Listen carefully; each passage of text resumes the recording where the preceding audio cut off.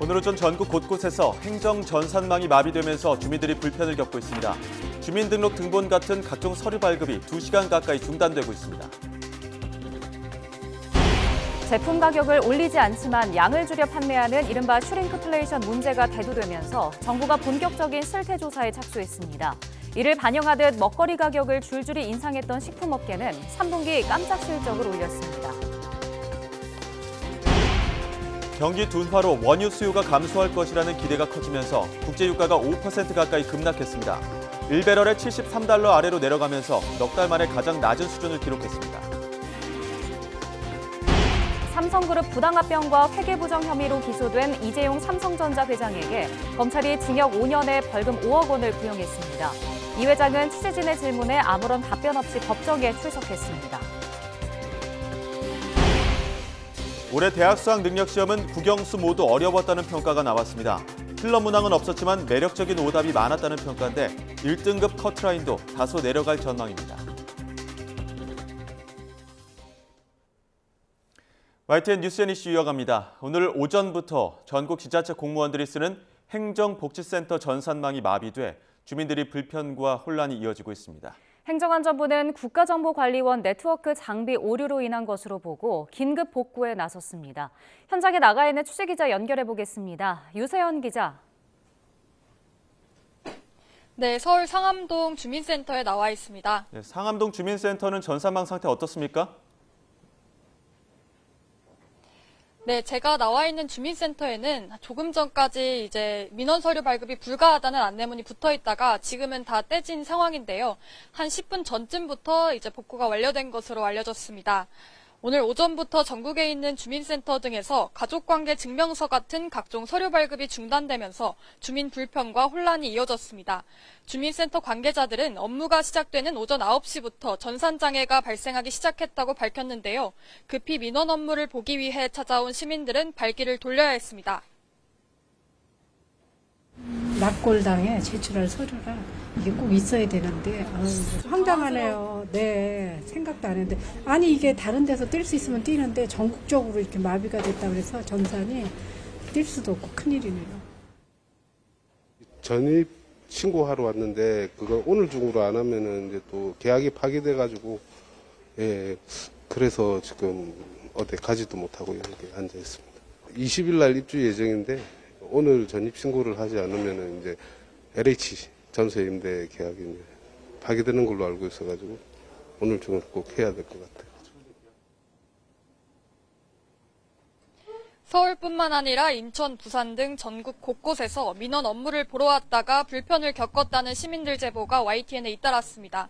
일부 주민센터에선 직원들이 사용하는 내부용 PC 화면에 현재 네트워크에 문제가 발생하여 시스템 이용이 안 되거나 지연되고 있다는 안내 문구가 떠 있었습니다. 또 인터넷과 모바일로 민원 서류를 발급받을 수 있는 정부24 서비스도 한때 접속이 지연되는 등 장애가 이어졌습니다. 행정안전부는 국가정보자원관리원에 공무원들이 로그인할 때 검증하는 경로에서 문제가 발생했다고 보고 있습니다. 행안부는 일단 국가정보관리원 네트워크 장비 오류로 보인다며 긴급 복구에 나섰습니다. 지금까지 서울 상암동 주민센터에서 YTN 유서연입니다. 오늘 오전 행정 전산망에 오류가 생겨 현장 민원 업무가 지연되고 있다는 소식 방금 현장 연결해서 전해드렸는데요. YTN에도 관련 제보가 이어졌습니다. 급한 서류를 때려왔다가 발이 묶인 시민들의 목소리 들어보겠습니다. 자동차 매도용 인감증명을 떼려갔는데 이게 지금 오늘 중으로 해결을 해야 되는데 그게 지금 난감해가지고 아침에 문 열기 전에 업무 시작 전에 업무 지장이 있을 것 같아가지고 10분 전에 도착을 해서 기다렸는데 이제 첫 번째로 이제 접수를 하려고 했는데 안 된다고 그러더라고요. 인감. 저 말고도 보니까 아파트 계약 때문에 오신 분도 난감해 하더라고요. 인감을 떼어서 계약을 작성을 해야 되는데 어떤 분은 따님 같은데 월세 계약을 하려고 뭐 지방에서 온 것 같더라고요. 또 그것도 난감해 하시더라고 부모님이. 인감증명서 발급으로 운정행복센터에 9시에 방문했어요. 제가 대기번호가 한 5번 정도 됐었는데 1번, 2번에서 안 지나가더라고요. 한 5분 지났나? 상황에서 이제 전환이 안 된다고 계속 그 구두로만 말씀을 하시다가 서류를 붙이시더라고요. 뭐 인감증명서뿐만이 아니라 다른 민원 발급 서류 그런 것 때문에 대기번호가 한 12명까지 기다리다가 다들 나가셨어요. 막 급하다고 막 하시는 분들도 계셨어요. 그렇죠. 이제 은행 서류라든지 그런 것들. 네, 들으신 것처럼 전국 곳곳 행정복지센터 전산망 이제는 일부 조금 복구가 되고 있는 것 같습니다만 오전 내내 문제가 생겼습니다. 왜 동시다발적으로 문제가 생기는지 전문가 연결해서 확인해 보겠습니다. 염흥열 순천향대학교 정보보호학과 교수 연결돼 있습니다. 교수님 나와 계십니까? 네, 안녕하세요. 염흥열입니다. 네, 안녕하십니까? 지금 방금 어느 정도 좀 복구가 되고 있다라는 걸 지금 현장 연결을 통해서 듣긴 했습니다만 지금 한 3시간 넘게 거의 전국의 행정 전산망이 동시에 마비됐습니다. 물론 앞으로 또 조사를 해봐야겠지만 이렇게 전국적으로 문제가 생겼다면 어떤 게 원인이라고 볼 수 있을까요? 네, 보통 네트워크에 장애가 생기면 크게 원인이 한 2가지 정도로 볼 수 있습니다. 하나는 외부 공격자에 의한 공격으로 볼 수 있고요. 사이버 공격이죠. 예. 두 번째는 내부 관리자에 의한 설정 오류 뭐 이런 부분으로 볼 수가 있습니다. 그런데 우리나라 행정정보 공유 시스템은 망분리가 돼 있어서 이 일반 인터넷하고 접점이 거의 없습니다. 그래서 이 내부자의 상당한 협조가 있지 않는 한 외부에서 사이버 공격으로 이런 상황이 발생하기는 상당히 어렵지 않을까라는 생각이 들었습니다. 그렇다면 이제 다른 부분을 봐야 되는데요. 다른 부분은 뭐냐면은 내부 설정 오류랄지 이런 부분이고요. 그래서 보통 정보 공유 행정정보 공유 시스템을 보면은 어떤 정보를 저장하고 있는 서버 파트가 있고요. 그다음에 그 서버 파트에서 어떤 단말이 요구하는 이 정보를 잘 전달해주는 네트워크 파트가 있습니다. 그리고 이제 뭐 이렇게 이 전체 어떤 사람이 어떤 정보를 요구했을 때 그 사람인지를 확인하는 인증하고 그다음에 그 사람이 그런 권한을 가지고 있는지를 확인하는 인가 기능, 이 권한 부여 기능이 있습니다. 그런데 이제 그런 부분들은 그 정보 시스템을 작동하기 위한 이 지원 인프라라고 볼 수 있고요. 그런데 좀 전에 이렇게 제가 뉴스를 이렇게 듣다 보니까 2가지 부분, 그러니까는 이 인증 부분하고 그다음에 네트워크 부분, 그러니까 네트워크에서 이 트래픽을 잘 올바른 곳으로 잘 전달하는 라우팅 기능에 네트워크 장애가 있지 않았나라고 이렇게 유추해 볼 수가 있을 것 같습니다. 그래서 전체적으로 보면은 이 인증 기능, 인프라를 제공하는 인증 기능의 이 서비스가 네트워크 장애, 그러니까 정확히 트래픽을 잘 전달해 줘야 되는데요. 그 전달해 주는 곳에 이 장애가 발생해서 그래서 이 2가지가 이 서비스가 제공되지 않아서 전체적으로 이 행정 정보 시스템에 장애가 발생했지 않았나라는 생각이 듭니다. 일단 외부 공격 가능성은 좀 적다 말씀해 주셨고 전달 네트워크 부분에서 좀 문제가 생겼을 것이라 이렇게 관측을 하셨는데 이게 갑자기 이렇게 문제가 생길 수 있는 겁니까? 네, 그렇습니다. 왜 그러냐면 이게 네트워크는 통상적으로 관리가 되는 부분이고요. 그래서 우리나라 이 행정정보 공유 체계는 뭐 24시간 이렇게 관제 시스템이 되고 있는데요. 그런데 이제 만약에 이 서버 쪽이랄지 아니면 네트워크의 장비가 교체가 되거나 아니면 서버의 기능에 뭐 네트워크 기능이 변경돼야 될 부분이 있다면은 그거를 이제 적절한 과정이나 절차를 통해서 그런 장애가 발생하지 않게끔 하는 이 매뉴얼이 돼 있을 거고요. 그 매뉴얼에 따라서 하게 되면 장애가 발생한 것이 가능성이 상당히 낮은데요. 그런 부분이 소홀히 그런다면은 전체 네트워크 장애로 연결될 수가 있습니다. 그래서 예를 든다면 트래픽을 잘 전달하는 부분을 라우터라고 하고 있고요. 이 라우터 부분에 이 트래픽이 잘 전달되게끔 라우팅하는 알고리즘이 있습니다. 그 알고리즘들이 잘 작동하기 위해서는 입력되는 데이터가 적절하게 입력이 돼야 되고요. 근데 그 라우팅 알고리즘이 잘 작동하더라도 입력되는 데이터가 잘못됐을 때는 전체 라우팅이 잘못되는 트래픽이 올바른 곳에서 올바른 곳으로 전달되지 않는 그런 가능성이 있습니다. 교수님 이게 지금 통합이지 않습니까? 그러면 어디 하나가 좀 전달이 제대로 안 되면 이제 통합적으로 다 안 되는 건데 지금 일부에서는 지금 복구가 되고 있다라고 지금 현장 기자 통해서 듣긴 했습니다만 그럼 앞으로는 금방 복구가 되는 겁니까? 이게 이제 사실은 우리나라 이 복구 체계는 회복력이라고 그래서 3시간 이내에 이렇게 복구하게끔 그렇게 돼 있습니다. 그래서 현재 지금 9시부터 발생했으니까 지금 이 시간에는 한 4시간 정도 되고 있는데요. 만약 복구 체계가 잘 이렇게 작동을 했다면은 지금쯤은 복구가 완료돼야 될 체계고요. 그런데 사실 이거를 찾기가 이 네트워크랄지 서버랄지 아니면 네트워크 전체적으로 관장할 수 있는 그런 전문가하고 그다음에 이 네트워크가 보통은 보면 정부가 단독적으로 운행하는 게 아니고 또 이 용역을 줘서 제3의 이 용역기관하고 협력해서 운영을 하고 있거든요. 그렇기 때문에 이런 여러 가지 이 기관들하고 협력을 통해서 원인을 찾는 게 가장 중요합니다. 그 원인을 찾으면 그 다음에 이제 바로 그에 맞춘 이 시정 조치가 이루어질 수가 있기 때문에요. 그래서 이 시간이 좀 걸릴 수도 있습니다. 지금 뭐 전입 신고 때문에 그 계약 파기가 될 수도 있어서 지금 발 동동 구르고 있는 저 주민들, 시민들 연결해서 시민 불편들 듣기도 했었는데 지금 이렇게 갑자기 전산망이 연결이 안 됐을 때 불편을 겪는 것들이 굉장히 많은 것 같습니다. 재발을 좀 방지하기 위해선 어떤 좀 재발 방지책이 필요하다 보십니까? 네, 재발 방지책은 사실은 이 원인 파악이 굉장히 중요하고요. 그래서 이제 그런 경험이 있는 저 전문가가 필요하고요. 그다음에 네트워크 전체를 통괄할 수 있는 보안 관제 기능들이 항상 필요한 부분이고요. 그래서 어떤 장애가 발생했을 때 그 체계적으로 이 빠른 시간 내에 찾아서 그 장애의 원인이 되는 그 사항에 대해서 보완 조치가 필요한 부분이거든요. 그래서 기술적인 부분뿐만이 아니고 관리적인 부분, 조직적인 부분까지를 망라해서 적절하게 작동해야지 이런 이런 장애가 재발되지 않을 것으로 그렇게 보여집니다. 예, 알겠습니다. 향후에 또 전산망이 복구가 되는 과정이나 원인까지도 한번 또 짚어봐야 될 것 같습니다. 지금까지 염흥열 순천향대학교 정보보호학과 교수와 함께했습니다. 오늘 말씀 고맙습니다. 네, 감사합니다.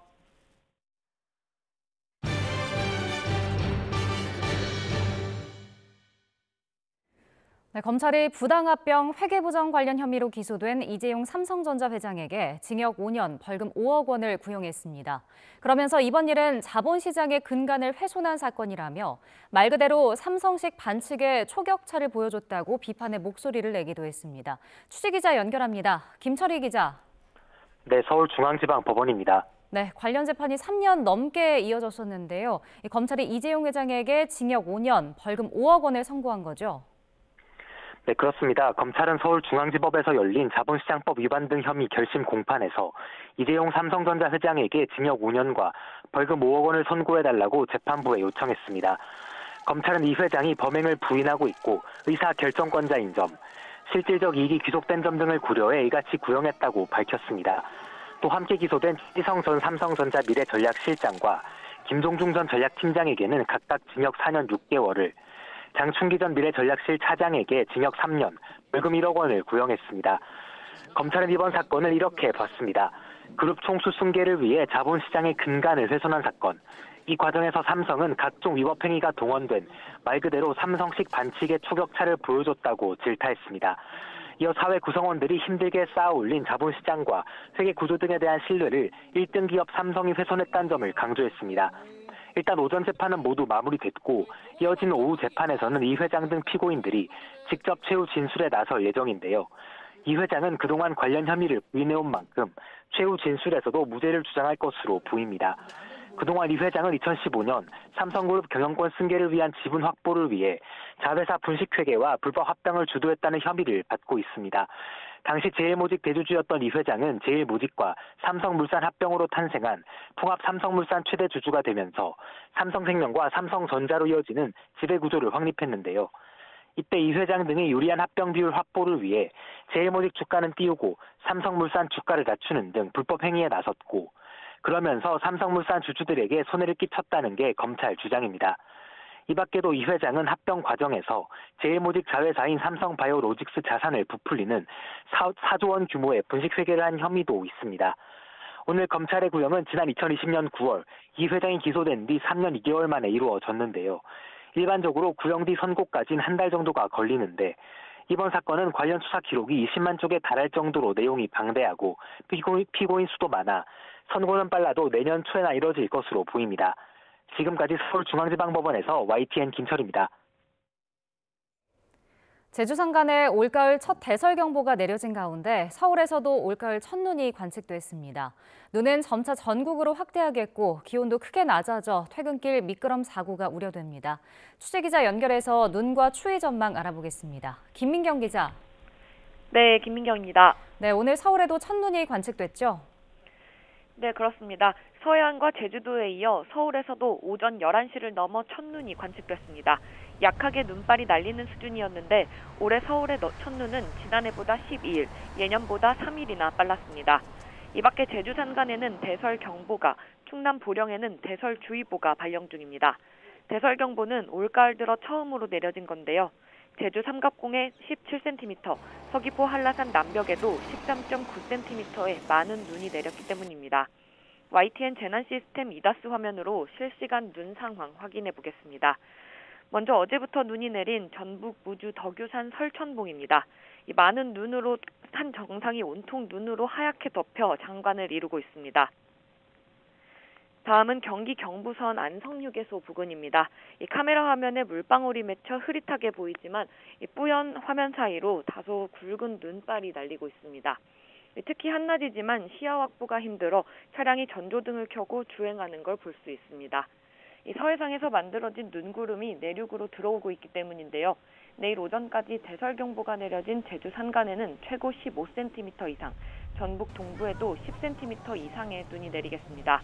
수도권을 포함한 내륙 곳곳에도 1에서 많게는 7cm가량의 눈이 내릴 걸로 보입니다. 특히 내린 눈이 쌓이거나 얼면서 빙판길이 나타나는 곳이 있을 걸로 보여 퇴근길에는 미끄럼 사고에 각별한 주의가 필요합니다. 네, 오늘 아침에 날씨가 무척 추웠는데요. 내일은 더 추워진다고요?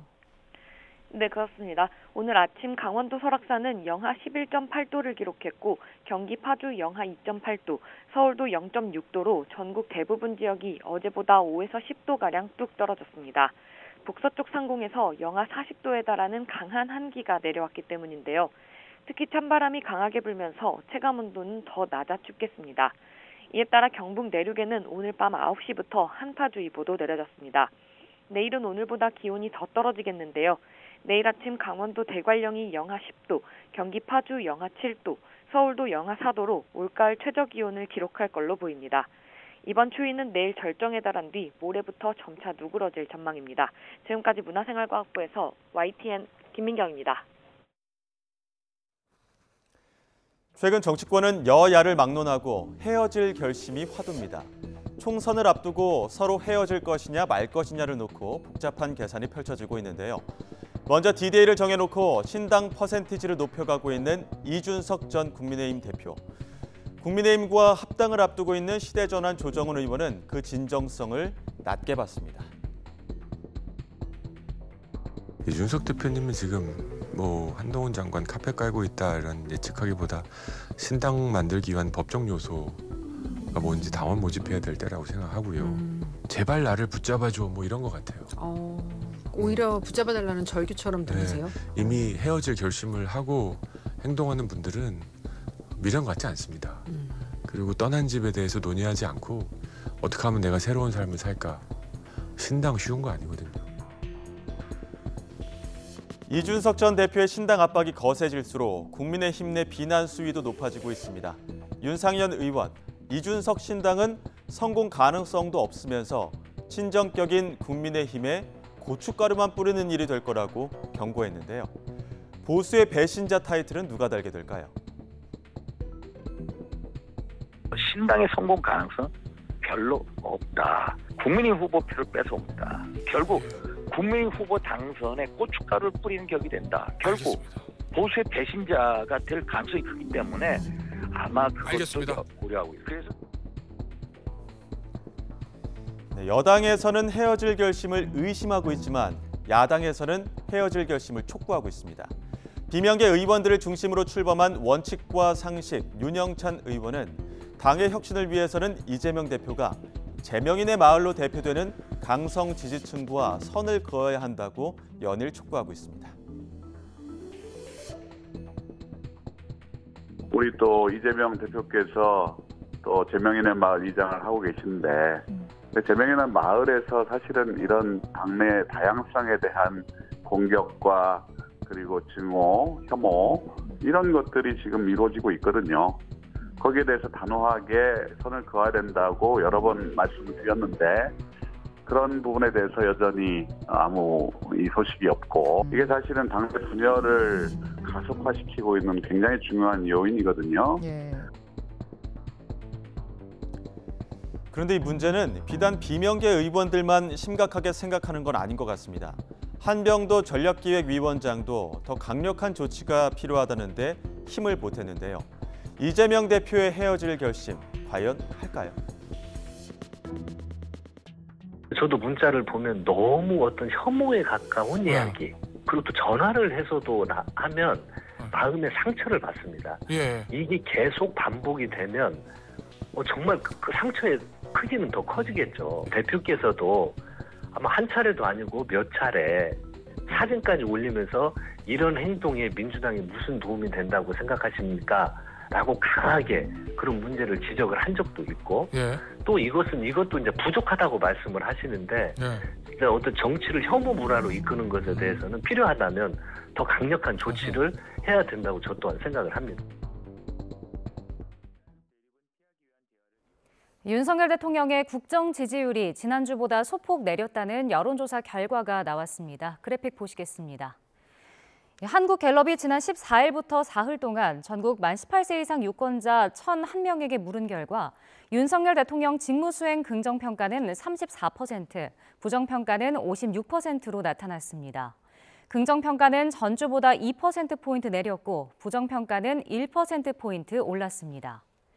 정당 지지도는 국민의힘이 35%로 직전 조사보다 2%포인트 내렸고 더불어민주당은 33%로 1%포인트 내렸습니다. 지지하는 정당이 없는 무당층은 27%로 2%포인트 오른 것으로 집계됐습니다. 앞으로 1년간 우리나라 경제가 현재에 비해 어떠할 것으로 보냐는 질문엔 나빠질 것이라는 응답 비율이 53%, 좋아질 것은 18%였습니다. 자세한 내용은 중앙선거 여론조사 심의위원회나 갤럽 홈페이지를 참조하시기 바랍니다. 윤석열 대통령이 아시아태평양 경제협력체 에이펙 정상회의를 계기로 시진핑 중국 국가주석과 취임 후 두 번째로 만나 3, 4분 정도 짧은 담소를 나눴습니다. 대통령실 고위 관계자는 지난해 11월 G20 정상회의 이후 1년 만에 다시 만나 반갑다는 덕담이 오갔다면서 특히 지난 항저우 아시안게임 기간에 있었던 한덕수 국무총리와 회담을 언급했다고 말했습니다. 윤 대통령과 시진핑 주석의 회담 가능성에는 한중 회담을 논의 중이지만 양국 일정이 빡빡해 미국을 떠나기 전에 이뤄질지 장담할 수 없다고 말했습니다.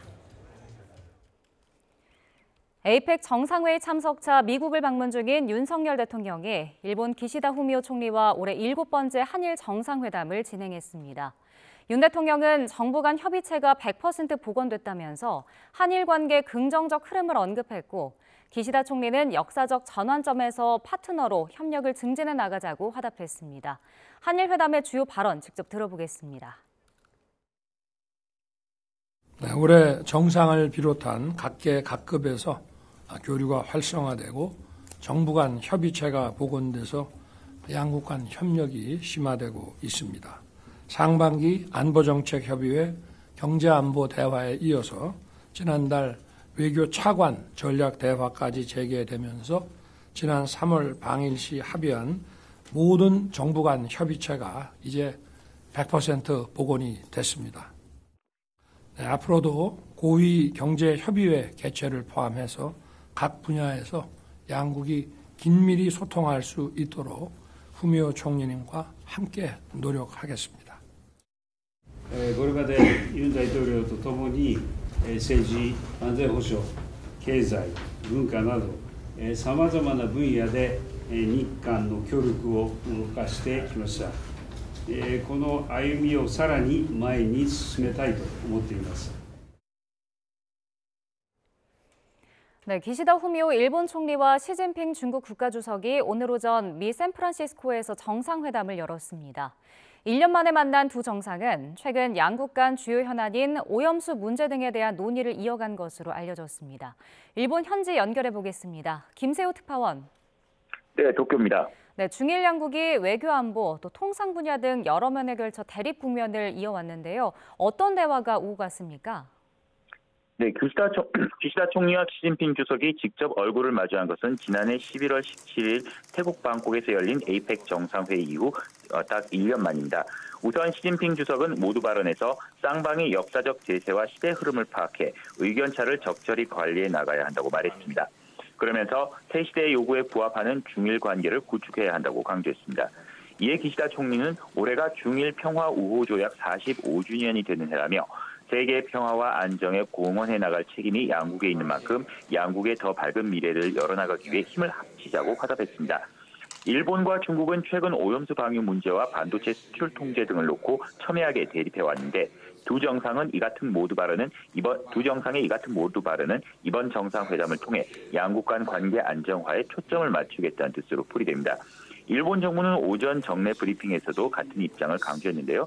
일본은 중국에 주장할 것은 주장하면서 건설적이고 안정적 관계 구축을 위해 노력하겠다는 것이 일관된 방침이라고 밝혔습니다. 네, 그렇다면 중일 회담에서 중점적으로 논의된 내용은 뭐였습니까? 네, 우선 예상했던 대로 최근 가장 첨예하게 대립하고 있는 후쿠시마 제1원전 오염수 방류와 관련한 의견을 주고받았습니다. 기시다 총리는 시진핑 주석에게 오염수 방류의 안전에 과학적으로 문제가 없다는 점을 강조하면서 중국의 일본산 수산물 수입 금지 조치의 즉각 철폐를 요청했습니다. 하지만 중국 측은 후쿠시마 오염수를 핵 오염수라고 강조하며 강경한 입장을 유지해온 만큼 시진핑 주석이 여기에 대해 어떤 반응을 보였는지는 아직 확인되지는 않고 있지만 일본 측 요청을 받아들였을 가능성은 희박해 보입니다. 다만 중일 양국이 수출관리 대화 창설에 합의한 만큼 극단적 대립은 피하기 위한 대화를 이어가겠다는 데는 공감대를 이룬 것으로 보입니다. 이 밖에 기시다 총리는 중국에서 간첩 혐의 등으로 체포된 일본인의 조속한 석방, 안전 보장과 함께 센카쿠 열도 근처에 중국이 설치한 측정용 부위를 즉각 철거할 것을 요구했습니다.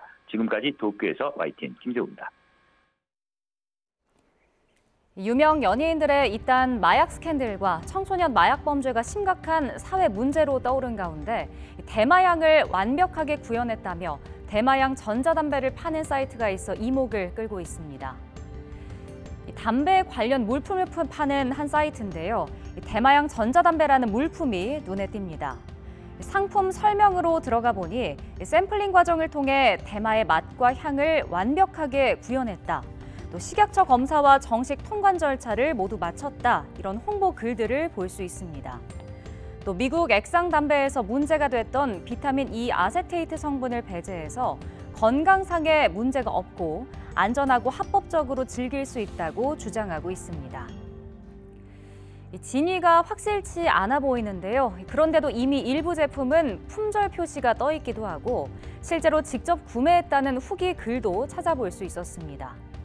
알 수 없는 묘한 매력이 있다. 또 향신료처럼 중독적인 독특한 향이 느껴진다며 재구매 의향까지 내비치고 있습니다.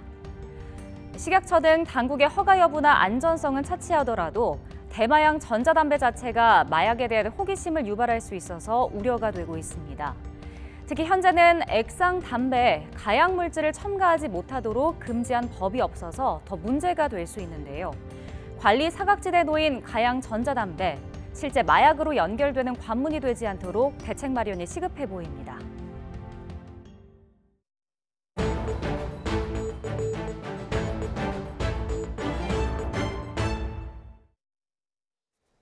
서울, 경기, 인천 세 광역자치단체장이 메가시티 등 현안 논의를 위해 어제 저녁에 만났습니다. 수도권 매립지나 대중교통과 관련해선 의견 접근을 이뤘는데 관심이 집중된 서울 인접도시의 서울 편입 문제를 두고는 입장차만 확인했습니다. 취재기자 연결합니다. 황보선 기자. 네, 전국부입니다. 일단 어제 회동 현장 분위기는 어땠습니까?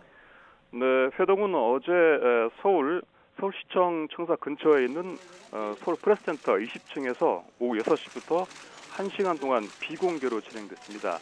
그러니까 원래 김포 서울 편입 건을 주제로 계획했던 만남은 아니고 미리 잡혀있던 건데 메가시티 쟁점이 불거지면서 평소보다 더 주목을 받게 됐습니다.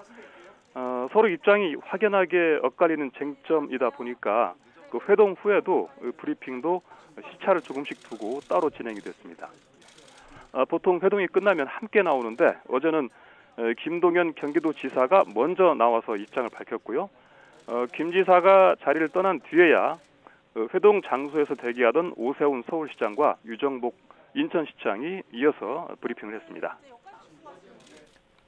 네, 각자의 입장도 궁금한데요. 오세훈 서울시장은 일단 현격한 입장차를 확인했다 이렇게 얘기했죠. 네, 그렇습니다. 오 시장은 워낙 현격한 입장차가 있기 때문에 의견이 접근했다고는 말하기 어렵다 이렇게 말했습니다. 또 김포의 서울 편입 문제로 사안이 시작했는데 이 사안을 바라보는 시각 자체가 상당히 다르다는 점을 확인했다고도 말했습니다. 직접 들어보시겠습니다. 경기도의 김동연 지사께서는 이게 뭐 선거를 앞둔 사실상 불가능한 논의제기다 이런 상황 인식을 가지고 계십니다. 이게 출발점이 다르다 보니까 서로 그 부분에 대해서는 뭐 오늘 짧은 시간에 어떤 공통점을 발견하기는 쉽지 않을 것 같고요. 네, 국민의힘이 발의한 이른바 김포 서울 편입 특별법에 대해서는 서둘러 법안을 발의할 필요가 있을까 하는 입장이었는데 당 입장을 들어보니 납득됐다 이렇게 얘기했습니다. 다만 주민투표는 숙성된 논의를 거친 뒤에 여론을 확인하고 시민 의견을 물어야 한다면서 신중한 입장을 보였습니다. 네, 김동연 경기도지사는 비판의 날을 세웠는데 총선을 앞둔 시기에 이 정치 사기극이다 이렇게 얘기했죠. 네, 그렇습니다. 김 지사는 국토 균형 발전과 어긋나는 방향으로 가고 있다면서 서울 편입에 반대 의견을 거듭 밝혔습니다. 또 국민의힘이 발의한 특별법에 대해서도 현실성이 없는 총선용이라고 했습니다. 직접 들어보겠습니다. 정치적으로 선거를 앞두고 이와 같은 정치적 쇼를 하고 있는 것이라고 저희는 보고 있습니다.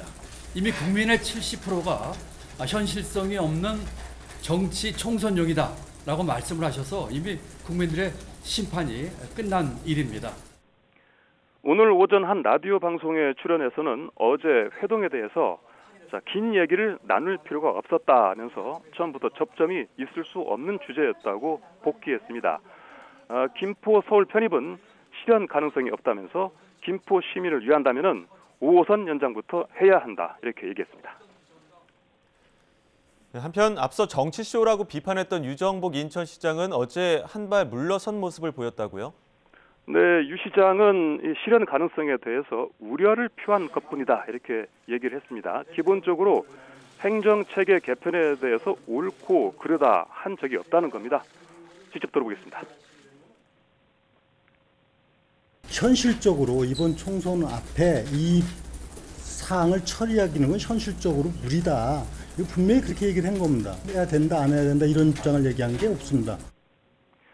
네, 서울 편입 논의가 처음 불거졌을 때 지방시대 추진에 역행하는 일이다 평가했던 발언과 비교하면은 유 시장이 이 사안을 대하는 태도가 달라진 모습입니다. 네, 세 사람이 공식적으로 만난 건 이번이 5번째죠? 네, 맞습니다. 애초 이 세 사람은 다음 주죠. 오는 24일에 만날 예정이었는데 이 김포의 서울 편입 쟁점이 불거지면서 만나는 날짜를 8일 앞당겼습니다. 세 사람은 그동안 수도권 대체 매립지와 대중교통 공동연구 그리고 아라뱃길 관광 활성화 쟁점 등을 논의하기 위해서 여러 차례 만났습니다. 어제도 이런 쟁점들에 대해서는 상당한 의견 접근을 이뤘다고 입을 모았습니다. 오늘 오전에는 서울시가 내년부터 선보이는 기후 동행카드 사업에 인천시가 참여한다는 소식도 전해졌습니다. 이 기후 동행카드는 한 달에 6만 5천 원으로 서울 시내 모든 교통수단을 무제한 이용할 수 있는 교통카드입니다. 다음 회동에서도 메가시티 논의가 계속될 텐데 언제 또 만나는 겁니까? 네, 말씀하신 다음 만남, 즉 6차 회동의 구체적인 날짜까지는 아직 확정되지 않았습니다. 오 시장이 12월 말에서 1월 초에 보기로 했다 이렇게 언급한 만큼 연말이나 연초에 다시 얼굴을 서로 맞댈 것으로 보입니다. 이 대중교통이나 수도권 대체 매립지에 관련해서는 추가 합의나 진전이 있을 가능성이 큰 편이죠. 하지만 내년 4월 총선을 앞두고 있는 상황이라서 이 메가시티에 대해서 세 사람이 합의를 이루거나 의견을 좁히기가 쉽지는 않아 보입니다. 지금까지 정부에서 전해드렸습니다. 올해 대학 수학능력시험은 국영수 모두 어려웠다는 평가가 나왔습니다. 1등급 커트라인도 다소 내려갈 전망입니다. 취재기자 연결합니다. 김연아 기자. 네, 사회정책부입니다. 네, 가채점 결과가 나오고 있는데요. 킬러 문항이 없었는데도 국영수 모두 어려웠다는 게 확인된 것 같습니다. 네, 현재까지 각 입시 정보기관들이 각자 확보한 가채점 결과들을 토대로 내놓은 등급 컷 예상치를 보면 이번 수능 어려웠습니다. 환점수 기준으로 국어 1등급 커트라인은 화법과 작문이 85에서 88점, 언어와 매체는 83에서 85점 사이 형성됐고 수학 1등급은 확률과 통계가 89에서 93점, 미적분이 81에서 84점, 기하는 84에서 90점 사이란 예상이 나옵니다. 평가원이 수능 원점수 등급 컷을 공개하지 않지만 표준 점수를 기준으로 원점수를 역산한 추정치와 비교했을 때 지난해 수능보다 국어는 2문제 안팎 더 틀렸고 수학은 어려웠지만 미적분이 다소 어려웠던 것으로 보입니다. 절대평가인 영어는 지난해 수능 1등급 비율이 7.83%였고 9월 모평은 4.37%였는데 수능은 9월 수준에 가까웠다는 평가가 나오고 있습니다. 오늘부터는 가채점 결과를 토대로 한 입시 설명회가 속속 시작됩니다. 주말에는 수시 논술과 면접도 시작되는데요. 이번 수능은 국영수 모두 어려웠던 만큼 정시에서 N수생들이 더욱 강세를 보일 것으로 보이고 재학생들은 등급 컷을 확보하는 게 어려워질 수 있습니다. 또 국어와 영어의 변별력이 지난해보다 크게 올라간 만큼 입시 전략도 지난해와 달라질 것으로 보이는데요. 지난해 정시는 사실상 수학 점수가 당락을 좌우했지만 올해는 전체 성적을 다 따져야 할 전망입니다. 지금까지 사회정책부에서 YTN 김현아입니다. 스포츠에서 어려운 것이 정상에 올랐다가 오랜 시간이 지난 뒤에 다시 정상에 오르는 것입니다. 선수에게 전성기는 보통 한 번만 찾아오기 때문인데요. 프로당구 투어에서 무려 4년 2개월 만에 챔피언이 된 선수가 나왔습니다. 보도에 김동민 기자입니다. PBA 투어 결승 6세트에서 횡단으로 챔피언십 포인트를 성공시키는 최원준. 우승이 확정되는 순간 그동안의 마음고생이 떠오른 듯 오히려 고개를 숙입니다. 무려 4년 2개월 만에 우승. 잊혀진 챔피언의 귀환에 팬들은 큰 박수로 축하를 보냈고 최원준은 힘든 시간이 떠올라 몇 번이나 말을 이어가지 못했습니다.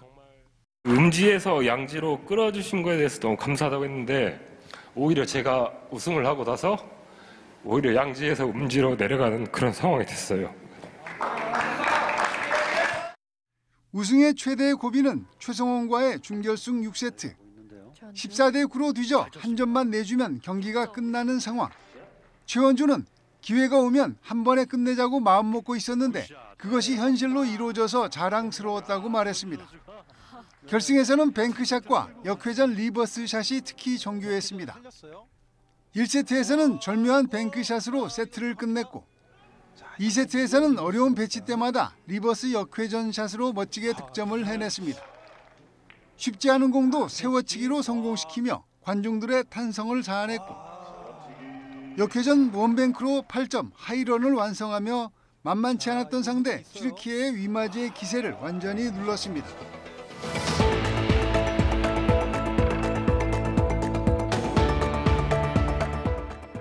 4년 전 우승 이후 슬럼프에 빠지며 팀 리그에서도 방출된 잊혀진 챔피언. 그러나 대충 치고 하늘에 맡기지 말라는 동료의 조언을 마음에 새기고 바닥부터 다시 시작해 기어이 다시 정상에 오른 최원준. 당구를 모르는 딸들의 응원에 고맙고 지난해 암으로 세상을 떠난 아버지께 영광을 돌리며 다시 화려하게 돌아왔습니다. YTN 김동민입니다.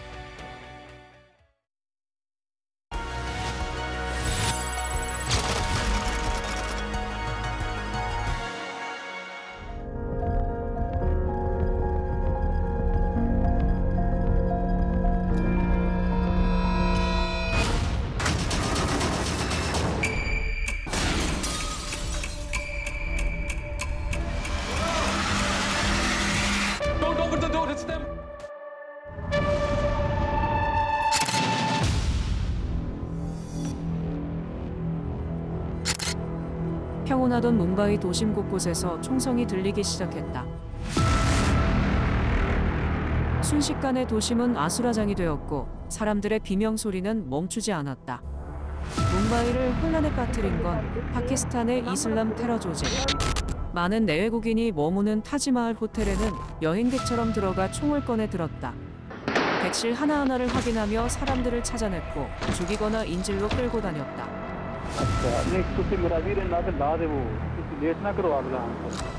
테러범들은 호텔에 불을 질렀고 출동한 경찰들에게는 기관총과 수류탄을 투척하며 위협했다.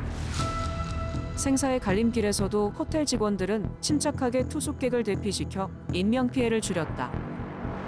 계속 그 호텔 들리는 폭발음을 들으면서 대기를 하다가 더 이상 지체해서는 안 되겠다는 판단으로 이제 호텔 스태프들하고 상의를 해서 그 외국인 전체하고 한국이 인도 정부는 테러 시작 9시간이 지나서야 초정예 대테러 부대를 투입했고 테러의 원인은 힌두교와 이슬람교의 뿌리 깊은 종교 갈등으로 밝혀졌다. 테러범은 5천 명의 사람을 살해할 목표였다고 말해 모두를 경악해 했고 60시간 동안 뭄바이를 공포로 몰아넣은 악마들은 고작 별명이었다.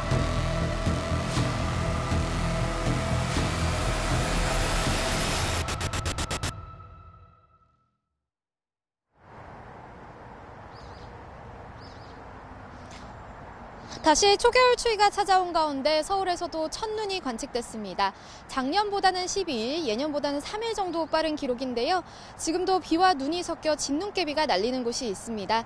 낮 동안에도 기온이 3도 안팎을 보이며 춥겠습니다. 외출하실 때는 보온에 신경 써주시기 바랍니다. 현재 레이더 화면부터 살펴보도록 하겠습니다. 서쪽 지방과 제주도를 중심으로 비나 눈이 내리고 있습니다. 서울에 영향을 준 비구름은 남동쪽으로 이동해 경기 남부와 충청 이남 지방에 영향을 주는 모습인데요.